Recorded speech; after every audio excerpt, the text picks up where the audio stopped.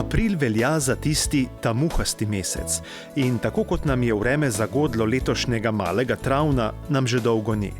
Tako kot nam pove ime samega aprila, apirire, kar v latinščini pomeni odpreti, nam je odprl tako sezono košnje, cvetenja sadnih dreves in drugega pomladanskega sadja. Za ta čas rekordno visoke temperature pa so nam postregle z zares prijetnim vzdušjem. Vse dokler se nista zgodila velik temperaturni preobrat in celo sneženje. Tako smo lahko znova zagnali svoje peči, tudi tista na drva. Sicer je uradna kurilna sezona že končana, vendar je drva treba pripraviti že vnaprej, ker pa se veliko nesreč zgodi ravno v gozdu, sploh pri podiranju dreves, vam bomo v tokratni oddaji predstavili varno delo z motorno žago. Vse več dokazov je, da je za vse burne vremenske razmere, ki se dogajajo v zadnjih letih, krivo segrevanje ozračja, ki je posledica onesnaževanja. Pa ste vedeli, da zrak onesnažujejo tudi plini, ki jih proizvaja govedo? No, tudi o tem boste izvedeli v tokratni oddaji. Za konec pa smo za vas pripravili še eno sezonsko temo, in sicer spomladansko setev.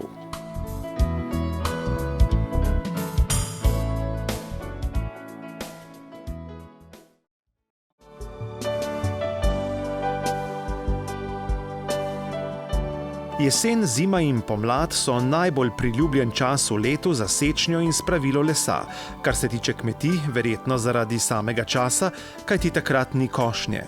Velikokrat v raznih novicah slišimo, da se dogajajo nesreče ravno v gozdu, med podiranjem drevja in na splošno pri delu z motorno žago. To je zelo zahtevno, saj so zanj potrebne izkušnje, znanje in fizična moč, da ne pride do hujših nesreč. V ta namen se po državi izvajajo tudi razna izobraževanja, tista, na koncu katerih udeleženci naredijo izpit in dobijo certifikate, pa tudi takšna informativna za večjo množico ljudi. Zadnjega smo obiskali tudi mi na šmarskem spomladancu. Lepo pozdravljeni, moje ime je Roman Črnič, sem inštruktor varnega dela z motorno žago na Zavodu za gozdove, pa vam bom malo pokazal o varnem delu, malo o vzdrževanju motorne žage na hitro, in pa pol, kako se drevo tudi pravilno podre. Zdaj, motorna žaga, pa ni važno, katera je, mora imeti v prvi vrsti, ko greste v gozd, vse varnostne elemente. To pomeni, da so ti varnostni elementi delujoči, se pravi, mora imeti lovilec verige, mora imeti zaporo plina, se pravi, ko mi zaporo plina pritisnemo, da deluje tale ročica za gas, sicer da ne, delujoč start-stop. Mora imeti ostrogo, mora imeti bremzo, bremza se uporablja, ta bremza, to je tudi za kickback, recimo, ko bodni rez delate, da vam ne vrže v glavo.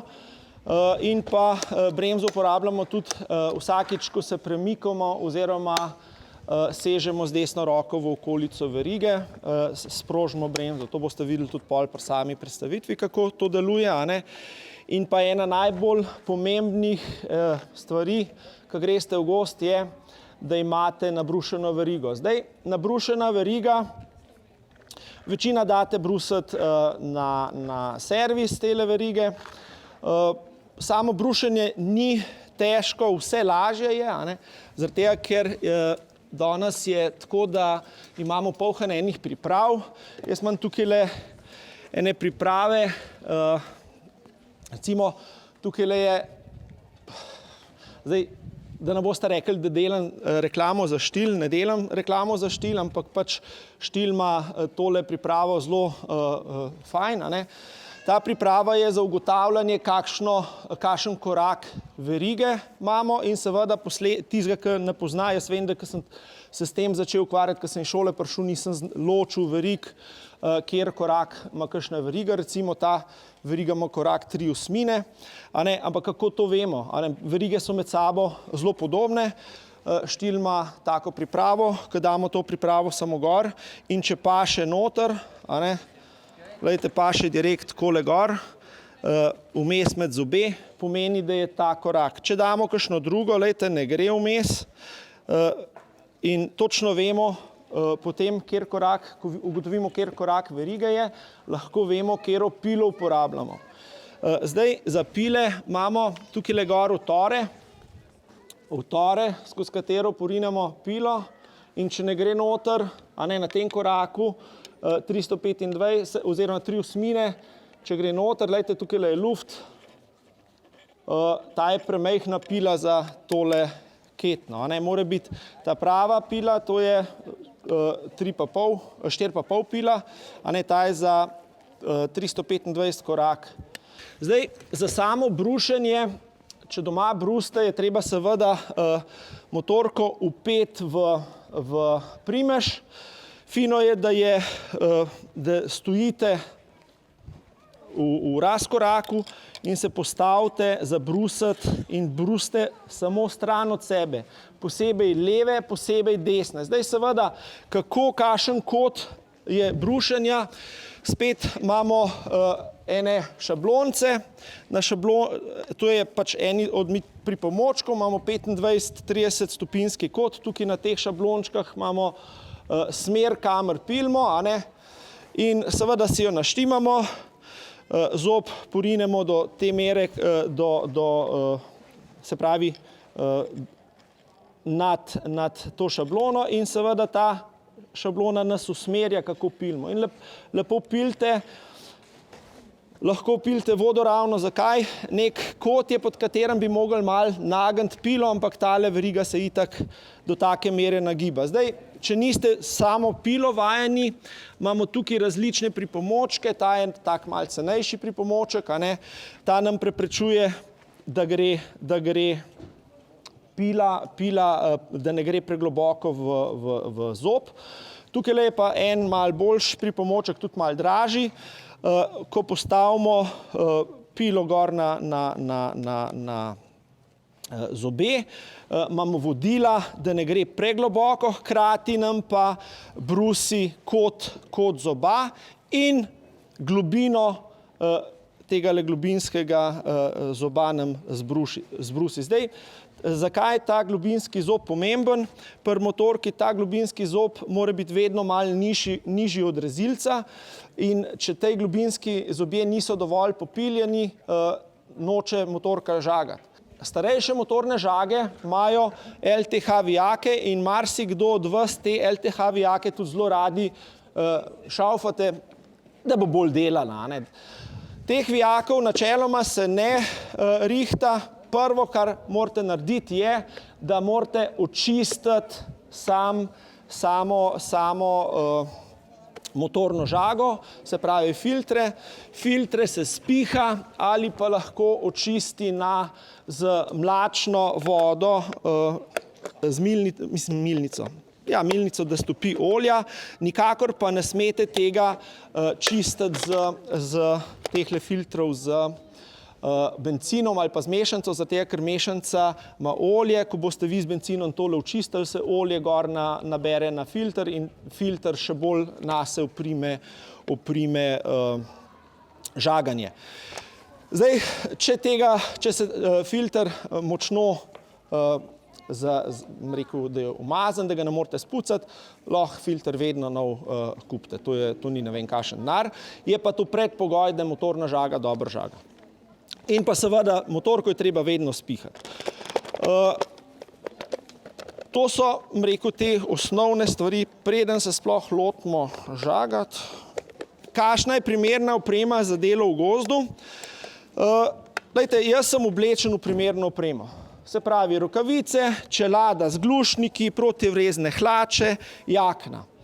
Protivrezne hlače bomo čisto na koncu probali, ker drugače ne bom mogel žagati, pa pokazati, kako se seka. Protivrezne hlače imajo noter kevlar ustavi verigo in se pravi, se bo motorna žaga ustavila, če bi slučajno se zažagali v hlače, da nam motorko odnese. Potem čevlje, gojzdarji, fajn je, če ima kapco in pa protivrezne vlakna noter. Jakna, ker v gozd ne smete nikoli sami, dajte biti oblečeni v lahko v takole jakno ali pa tudi v lajbalč, samo da ni naraven, da ste viden na daleč. In pa čelada z glušniki ter mrežco. Zdaj, glušniki so zato, ker delamo z motorko. Motorka je hrupno orodje in če delate z motorko dlje časa, si poškodujete lahko sluh, zato uporabljajte glušnike. Mrežce pa zato, ker žaganje leti na vse strani in seveda tudi v oči. Če vam pade žaganje v oči, si boste poškodovali oči. Lahko tudi, ko si boste probali to žaganje iz oči ven spraviti, spustite motorno žago in se užagate. Zato uporabljajte tudi mrežico. Čelada pa seveda mora biti atestirana, ne sme biti prestara. Praviloma je čelada lahko stara 3 do 5 let, takale je lahko stara 5 let, načeloma 3 leta, zaradi varnosti, ker na soncu, če je taka čelada, postane krhka zaradi UV žarkov. In pa, ko gremo v gozd, pas z zagozdami, metrom, zato da lahko zmerimo. Potem imamo sekero, tukaj imamo obračalko in pa naganjalni vzvod, ter pa, če bi imeli cepin, bi bilo tudi prav fino. Ponavadi imamo traktor z vitlom in nam to kar dobro pomaga. In pa seveda imamo, tukaj imamo kantico z bencinom in pa oljem. Zdaj, bencin ne sme biti starejši od 3 ali 4 mesecev, zaradi tega, ker mešanca pripravljena ne sme biti starejša od 3 do 4 mesecev, zaradi tega, ker ko vi delate z sodobnimi olji mešanco, olje koagulira noter, se pravi, se take kepce naredijo in ne maže več dobro same mašine, in pa olje, ki naj bi bil biorazgradljivo. Zdaj tole, tukaj gor vidite, to je posebna kantica, ko ne pride do izliva, lahko pa, ko pritisnemo, tukaj olje pa bencin tečeta ven. Ok, pa se lotimo podiranja drevesa. Ko pridemo do drevesa, seveda ga že od daleč opazujemo, pogledamo, vidimo, kam visi. Ta del, kamor se umikam, si moramo vedno očistiti. Veje, vse nesnago, vse, kar nas lahko zmoti, da bi zaradi tega padli. Zdaj, ko se pripravimo podirati, seveda, če prej niste šli na kolena pred ženo, greste pred drevesom, postavite se ob drevo. Jaz ponavadi, vedno, ko pridem do drevesa, se naslonim na drevo in pogledam gor, kam bo padla, kje ima tudi prosto pot. Ko se lotimo, gremo na koleno, primemo motorno žago za nosilni ročaj, plin dajemo z palcem. Zakaj s palcem, zakaj ne s kazalcem? Zato, ker če s palcem dajete plin, se postavi motorna žaga v vodoravno, če s kazalcem se postavi motorna žaga pod kotom in ne morete naravnost spodžagati drevesa.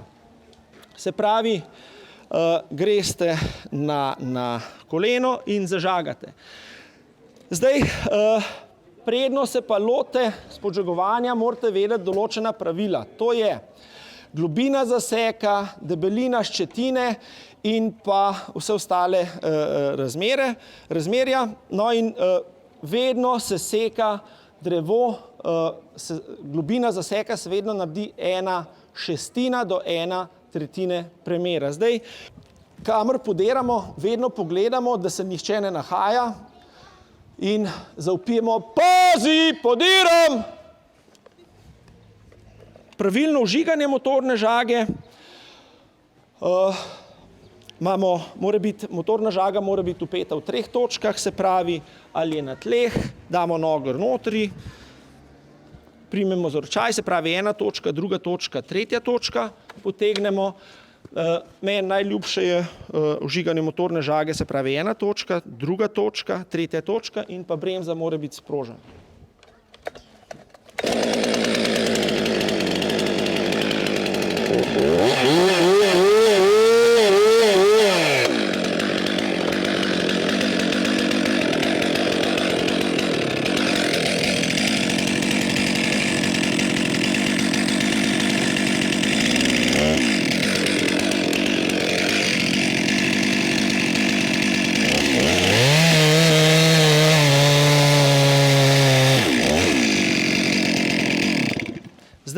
ko žagamo, se nam zelo hitro zgodi, da je pregloboko. Glejte, zdajle jaz sem rekel 1/6 do 1/3. Zdajle sem čez 1/6 na 1/5 in ni še pregloboko, ampak če drevo visi nazaj, nam je cilj čim bolj plitek zaseg. Zakaj nam je cilj čim bolj plitek zaseg? Če mi žagamo drevo,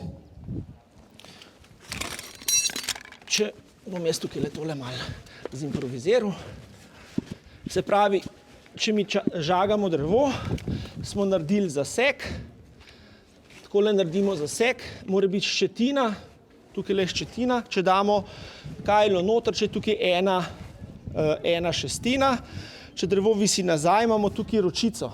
In ko naganjamo, to je naganjalna kajla, ko drevo noter, ko kajlo noter naganjamo, zabijamo, je velika ročica in drevo bo se dvignilo. Če je ščetina bolj noter, recimo, da je tukaj 1/3 premera debla, imamo kratko ščetino ali pa več, ni ročice in drevo ne moramo naganjati. Streha zaseka in pa dno zaseka se morata stihati skupaj, a ne, v isti točki. Zdaj, to se da narediti na dva različna načina. Pri debelejših drevesih, kjer je meč krajši od debeline debla, primemo motorno žago za tale ročaj, potegnemo nazaj in to je tak nihaj, a ne, in ostane ta linija, damo gas in se zapelje takole čez. Pa probajmo.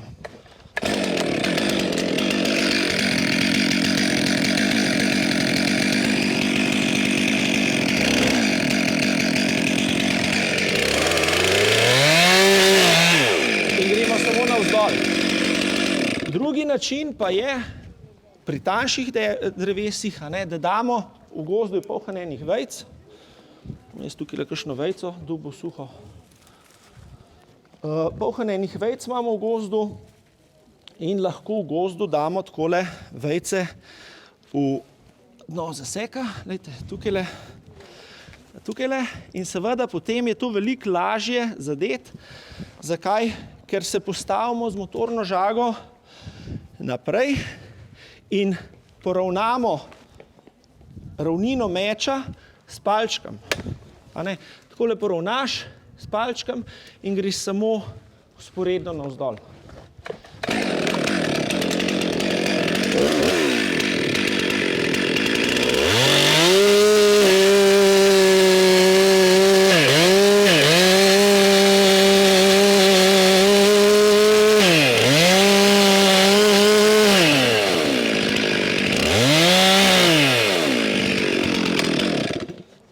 Tukaj imamo zaseg, ki se stika v eni točki. To je pravilen zaseg. Zdaj,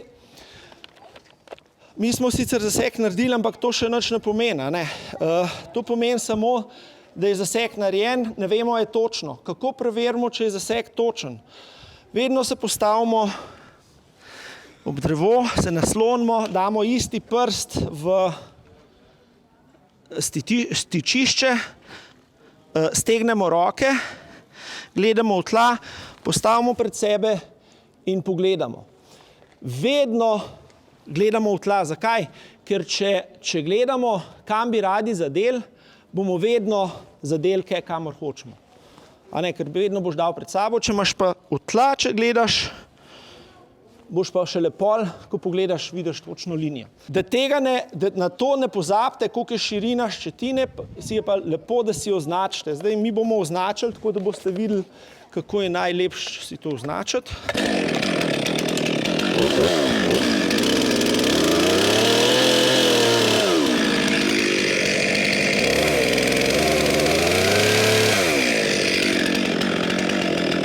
Se pravi, to je približno centi gor dol, ampak to nam je opomnik, kako moramo narediti, kako naj bi bilo, da ne prežagamo teh črt. In tukaj bomo pa zdaj to naredili dejansko, to, kar smo tukaj pokazali.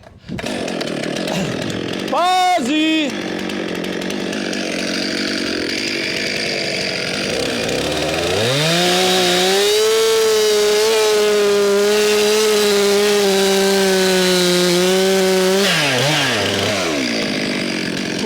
počez se ustavimo in gremo prvo z delom, kjer je mašina proti oznaki. Ko pridemo do oznake, porinemo do konca in ravnamo z merkom na smer, kamor smo podirali.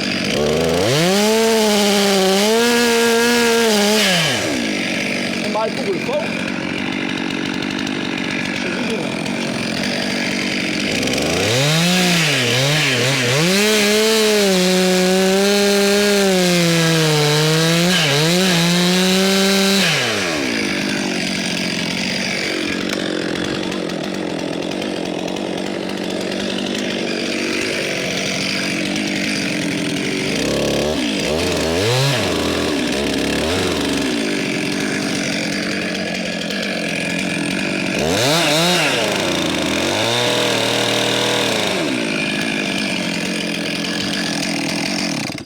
Kaj sem zdaj naredil? Ker je deblo debelejše od premera od dolžine meča, sem z ene strani spodžagal, nisem videl, kam pride, šel sem na merek, se pravi z merkom do točke, kamor sem prej ciljal, spodžagal, zadaj sem pustil peto, sem šel na drugo stran, prežagal. Zdaj damo notri zagozdo, pogledamo, da ni nobenega, če je kakšen, ga odstranimo, zavpijemo, pazi, podiram,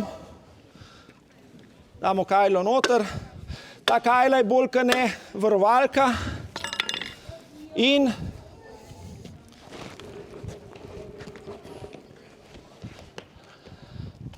tukaj imamo peto. Jaz sem pokazal, kako se podira s peto. Peta je neprežagan del tukaj le zadaj in ko bom jaz tole prežagal, bo drevo, če visi naprej, padlo. To se praviloma uporablja takrat, ko visi drevo naprej. Jaz jo uporabljam bolj za varovalko vedno, ker v tem primeru, ko je peta zadaj, se drevo ne usede in ne pobegne. In prežagamo peto.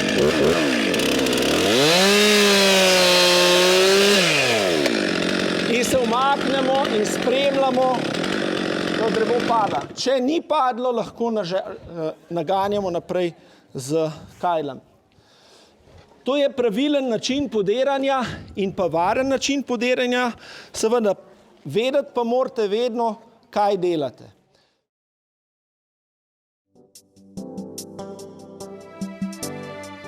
Ali ste vedeli, da se je po Arsovih podatkih v Sloveniji povprečna temperatura zraka v obdobju 1961–2011 dvignila za 1,7 stopinje Celzija? Najbolj so se ogrela poletja in pomladi, nekoliko manj pa zime. Še veliko bolj kot temperatura pa so spremenljive padavine. Višina padavin se je v obdobju 1961–2011 na letni ravni povprečno zmanjšala za okoli 12,5% in sicer v spomladanskih in poletnih mesecih. Vpliv podnebnih sprememb lahko vidimo na kmetijstvu in gozdarstvu, torej v sektorjih, najtesneje povezanih z vremenom in s podnebjem. Seveda poleg nas, ljudi, na ozračje vpliva tudi kmetijstvo in živinoreja na splošno. Več pa je v svojem predavanju povedal dr. Jože Verbič z Kmetijskega inštituta. Današnja tema, novejša spoznanja o prispevku živinoreje k podnebnim spremembam in možnosti za zmanjšanje izpustov metana, didušikovega oksida in amonijaka v govedoreji, bolj okoljska tema, ki je v zadnjem času zelo vroča. Torej, veliko se prerekamo o tem, razne ideje od tega, kako bi živinorejo ukinili, kako ne bi več jedli mesa in podobne stvari, razburjajo javnost, še posebej kmetijsko javnost. Torej, pri nas, pa tudi v širše, v svetovnem merilu, ne samo v evropskem, je živinoreja deležna kar precej očitkov, pa si poglejmo glavne. Eden od teh je, da živinoreja prispeva več toplogrednih plinov kot promet, Drugi je, da večino krčitev deževnega gozda pripisujemo pridelovanju krme za govedo. Pojavljajo se trditve, da proizvodnja živalskih beljakovin terja 10 do 15krat več zemljišč s fosilnih goriv in voda kot rastlinska hrana in da uživanje hrane živalskega izvora da je najpomembnejši vzrok okoljskih problemov. To se deloma drži, ampak vseeno poglejmo pobliže, kako je s tem.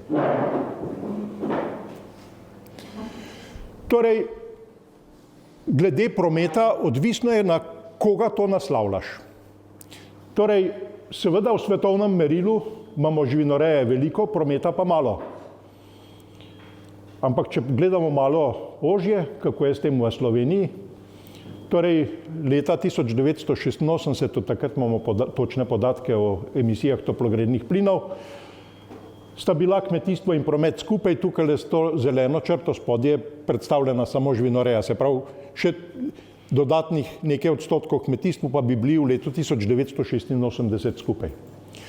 Torej v Sloveniji se izpusti toplogrednih plinov v živinoreji zmanjšujejo, v prometu se pa hitro povečujejo, tako da v letu 2022 je promet prispeval 4,5-krat več toplogrednih plinov kot živinoreja.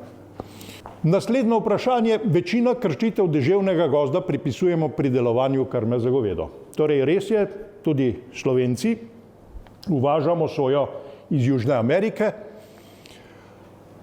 ampak živinoreja je zagotovo najpomembnejši, ni pa edini vzvod za širjenje pridelovanja soje v Južni Ameriki. Se pravi, kaj se tam dogaja, seka je deževni gozd, zaradi poseka deževnega gozda se v ozračje sprosti veliko ogljikovega dioksida, ki je toplogreden plin. Tule spodaj je primer izračuna za Slovenijo, torej slovenska govedoreja porabi približno 20.000 ton sojnih tropin. V Sloveniji je obseg spremembe rabe zemljišč razmeroma majhen, tako da z tega naslova spremembe rabe zemljišč, tako kot v Južni Ameriki, nimamo emisij. Če pa pogledamo za sojo, glede na zgornje podatke bi lahko rekli, da pripeljamo v Slovenijo sojo iz območij, kjer ne sekajo deževnega gozda in ta soja, ki jo porabi slovenska govedoreja, je povzročila približno 20 kiloton ekvivalenta CO2 v zrak. To je približno 15krat manj, kot je pa slovenska govedoreja skupaj z rejo drobnica prispevala k ponorom ogljikovega dioksida na slovenskem travinju. 314 kiloton. Skratka, tukaj ne, da ni pomembno to, da bi bilo treba količino uvožene soje iz Južne Amerike zmanjšati. Je pomembno, ampak ne tako pomembno, kot nam poskušajo prikazati. Naslednja trditev, da proizvodnja živalskih beljakovin terja 10 do 15krat več zemljišč, fosilnih goriv in vode. To seveda je odvisno od tega, za katere živalske beljakovine gre, na splošno to težko trdimo, je pa res tukaj govedoreja od vseh živalskih vrst najbolj problematična na tem področju. Zdaj, glede vode, so ti podatki pravzaprav zavajajoči. Torej, za kilogram govedine potrebujemo približno 50.000 litrov vode, za kilogram soje 2.000 litrov vode. Torej, razlike so res da ogromne, ampak vedeti moramo, kaj ta voda pomeni. To ni voda, ki bi jo govedoreja onesnažila, to niti ni voda, ki jo govedo popije. To je skupna voda, ki je potrebna za pridelovanje krme, se pravi deževnica, ki zaliva travnike. Torej, namakanje je problem, vodo črpamo iz vodotokov, podtalnice in tako naprej. Tista voda je lahko problematična, ampak slovenska govedoreja pretežno temelji na nenamakanem pridelovanju krme. Tako da te razprave o vodi so odveč. Torej, 10 do 15krat več zemljišč, logično, da porabi govedoreja več zemljišča, ker so ta zemljišča slabša, kot pa zemljišča, na katerih pridelujemo sojo. Na večini teh zemljišč, ki jih namenimo slovenski govedoreji, pravzaprav težko pridelujemo kaj drugega kot travo. Zdaj, uživanje hrane živalskega izvora je najpomembnejši vzrok okoljskih problemov. To je pa predvsem odvisno od tega, kje živimo, od naših prehranskih navad. od razvitosti potrošništva in potrošništvo smo zelo razvili. Ne. Torej Slovenija nenazadnje bila zelo uspešna pri zmanjševanju emisij toplogrednih plinov v industriji. Ampak, če gledamo, kaj pa vse kupujemo, česar nekoč nismo, pa vemo, da to na globalnem podnebju ni prispevalo veliko, ker tisto, kar smo nekoč proizvedli v Sloveniji, zdaj uvozimo z Kitajske. Ugoden izid za rastlinsko hrano temelji na tem, da so to pretežno žita, da so to stročnice, ki imajo majhen okoljski odtis, in pri zelenjavi in sadju je pa že vprašanje, kaj izberemo. Ni vseeno, so to jabolka, ki so razmeroma učinkovita. Pri zelenjavi, zdaj, če jemo zelje, bomo 4-krat manjši odtis naredili, kot če jemo šparglje. Ne. Predvsem pri sadju in zelenjavi je ta razpon zelo velik, ne, in tega se ne zavedamo, pravzaprav o tem sploh ne govorimo. Več sadja, več zelenjave, to je seveda z vidika zdravja ugodno, z vidika okoljskega odtisa pa ni važno, je pa važno tudi katero sadje in katero zelenjavo. Pri živinoreji pa pač tudi tako, da ima perutnina manjši toplogreden odtis, ima pa druge negativne vidike. No pa po tem uvodu poglejmo še, kako je z reakcijo kmetijske javnosti. Se pravi, na vse te očitke je seveda en odziv kmetijske javnosti, zanikanje vpliva živinoreje na podnebje. To je neproduktivno. Torej vsaka človekova dejavnost, tudi če se peljete s kolesom, vpliva na podnebje. Tole so podatki za Slovenijo. Kmetijstvo prispeva približno 11% toplogrednih plinov, živinoreja 8,4, govedoreja 7,7 in molznice 2,8, tako da približno vemo, kje so. Tamle je zvezdica narejena, kasneje ob koncu predavanja bomo videli, da so te številke pravzaprav precenjene, ampak to so številke, ki jih uradno poročamo. Amonijak je tudi v naslovu današnjega predavanja bistveno večji problem.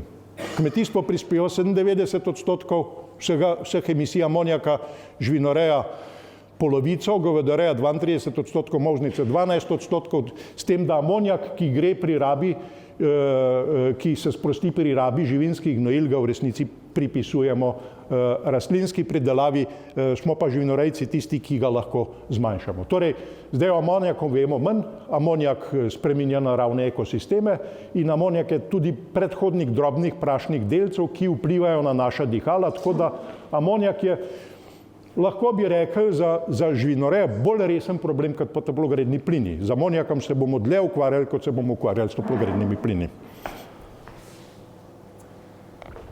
Zdaj, kateri so viri toplogrednih plinov v kmetijstvu? Metan se sprošča iz prebavil rejnih živali, še posebej pri preživkovalcih, sprošča se iz skladišč za živinska gnojila, potem je močen toplogredni plin tudi dušikov oksid, ki izhaja iz skladišč za živinska gnojila in iz kmetijskih zemljišč zaradi gnojenja z mineralnimi gnojili, živinskimi gnojili. Tudi amonijak, ki nam uhaja iz hlevov in z gnojišč, se nekje odloži in tudi zaradi tega odloženega amonijaka nekje posredno nastaja didušikov oksid. Torej, vedeti moramo, da zaradi principov poročanja vseh emisij toplogrednih plinov, ki nastajajo v kmetijstvu, ne poročamo v tem sektorju kmetijstva. Recimo, velik vir emisij je proizvodnja mineralnih gnojil. Veliko energije, veliko fosilnih goriv se porabi za proizvodnjo mineralnih gnojil, ampak to pripisujemo industriji, pa ne slovenski industriji, pretežno hrvaški industriji. Ne. Se pravi, tega se moramo zavedati, ko iščemo rešitve. Tudi rabo fosilnih goriv v traktorjih formalno je ne vodimo pod sektorjem kmetijstva, ampak pri rabi fosilnih goriv. Torej, danes se bomo osredotočili samo to, kar je v okviru živinoreje. V Sloveniji imamo sprejeto dolgoročno podnebno strategijo, ki vsebuje tole vizijo, mislim, da je direktno prepisana, zagotovo pa mogoče se samo sklone spremenu. Torej, vizija v tej strategiji je zmanjšanje emisij toplogrednih plinov v kmetijstvu ob upoštevanju naravnih danosti za kmetovanje, izboljšanju prehranske varnosti ter povečanju samooskrbe s hrano in sledenju drugim ciljem multifunkcionalnega kmetovanja, vplivi na okolje in tako naprej. Skratka, v dolgoročni podnebni strategiji slovenski ne piše, da bomo mi živinorejo ukinjali. Piše, da bomo toplogredne pline zmanjšali da bomo pa povečali prehransko varnost, samooskrbo s hrano in tako. Torej, če hočemo to doseči, pomeni, da moramo zmanjšati količino toplogrednih plinov na enoto proizvoda, na kilogram mleka, na kilogram mesa, temu rečemo, zmanjšali bomo intenzivnost emisij. Torej, če celo živinorejo v Sloveniji preračunamo in dodamo še didušikov oksid, ki je pomemben toplogredni plin, vidimo, da v zadnjem času, glede na trende v govedareji, precenjujemo uradno za približno 3-krat tisto, kar govedareja v resnici prispeva. Se pravi, tu so pa skupaj pitanci, dojilje, molznice in tako naprej. Pomeni, da prispevek živinoreje ni tako velik, kot ga uradno poročamo. Kaj ti preračuni pomenijo? Tule so podatki za povprečje 2018-2022. Po uradnih podatkih kmetijstvo 11%, živinoreja 8%. V resnici je k spremembam podnebja kmetijstvo prispevalo 4,4% in živinoreja manj kot 2%.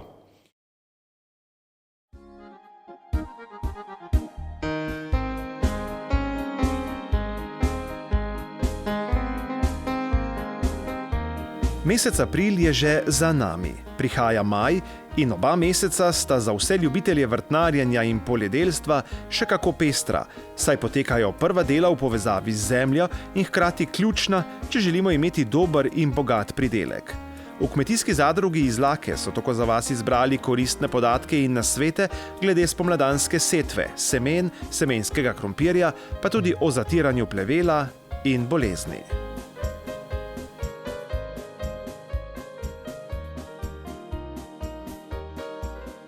Krompir sodi v skupino razhudnikov, njegova domovina pa je Južna Amerika, širše območje Andov, in to je na ozemlju Peruja in Bolivije.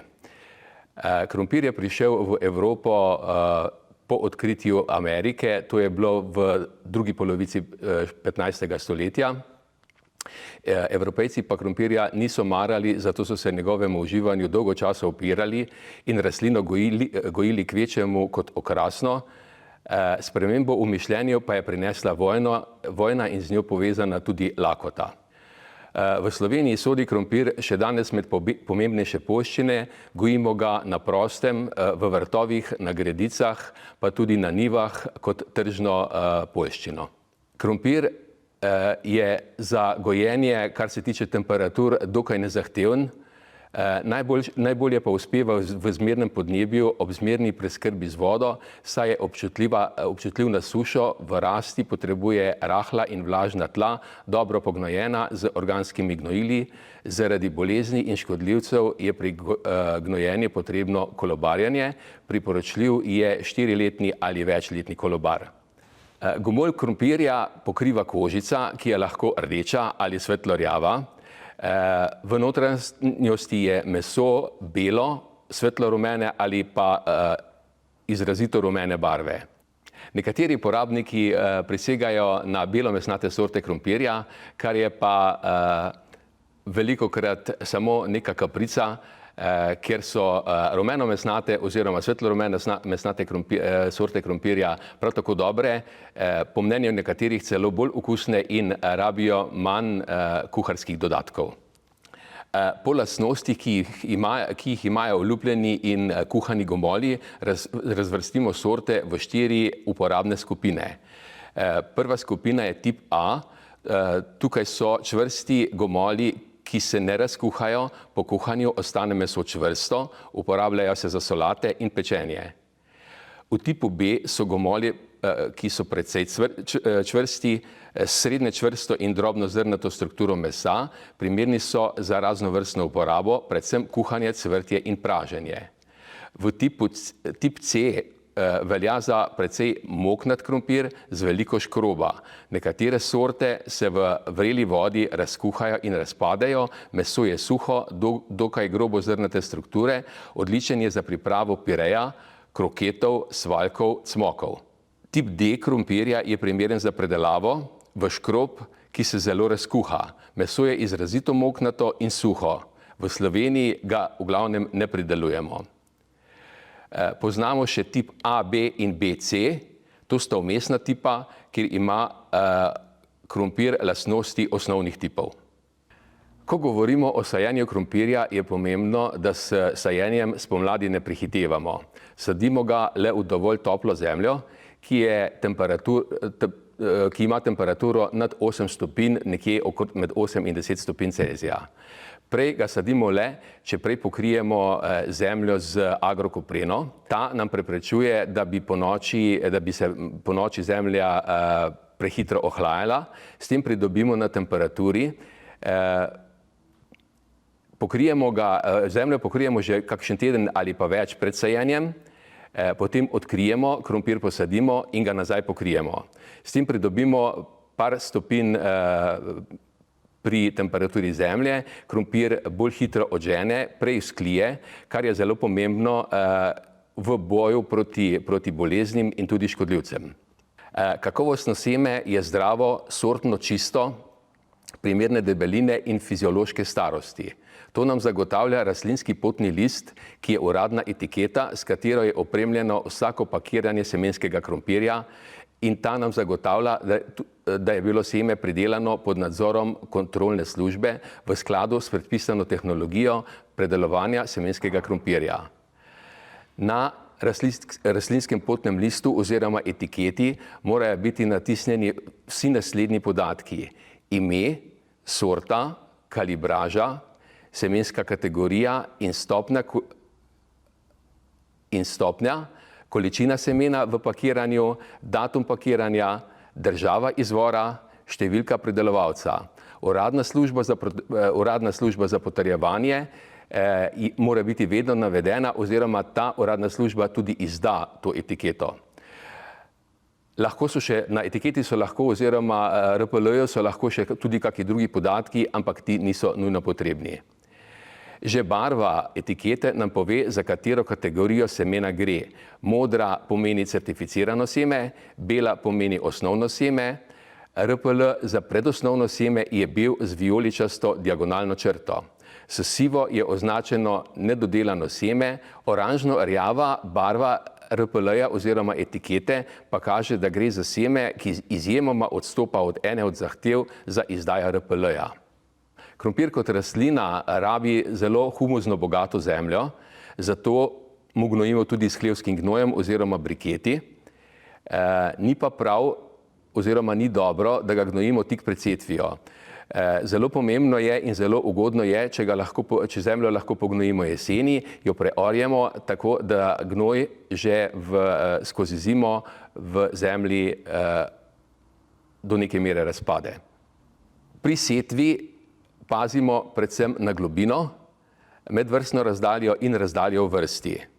Globina sajenja je navidezna razdalja med vrhom gomolja in površino ravnih tal. Če sadimo plitvo, je debelina plasti tal, ki pokriva gomolje, od 0 do 2 cm, pri globokem sajenju več kot 5 cm.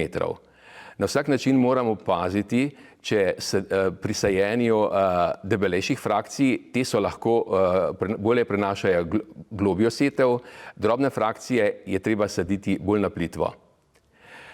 Razmak v vrsti naj bo cirka 65 cm, poznejše sorte lahko imajo tudi razmak 70 do 75 cm in pa cirka 35 cm razmaka v vrsti.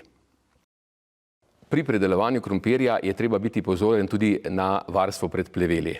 Krompir ima srednje dobro tekmovalno sposobnost proti plevelom, tekmovalna sposobnost pa je odvisna predvsem od termina saditve, setve, gostote in zdravstvenega stanja rastlin.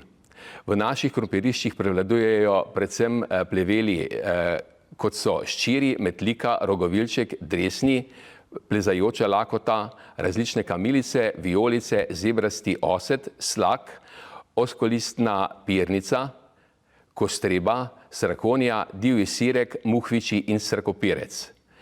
Pogosti so manj in srednje tekmovalni pleveli, kot so mrtva kopriva, plešec, zvezdica, jetičniki. Seveda obstaja tudi zatiranje plevela z fitofarmacevtskimi sredstvi. Teh imamo v Sloveniji prek 20 različnih, ki se pa razlikujejo predvsem po aktivni snovi in pa po načinu delovanja. Za zatiranje krompirja zberemo primerno sredstvo glede na setev in na naše potrebe.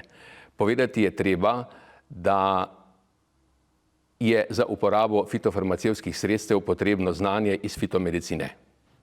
Vsem tistim pridelovalcem krompirja, kateri nimate znanja o fitomedicine in zato seveda tudi nimate primernega potrdila, svetujem, da si zaščito pred boleznimi v vaših nasadih priskrbite od sosedov, znancev, ki to imajo. Oni so bolj vešči tega in imajo tudi za to primerne naprave, se pravi škropilnice in pršilnike.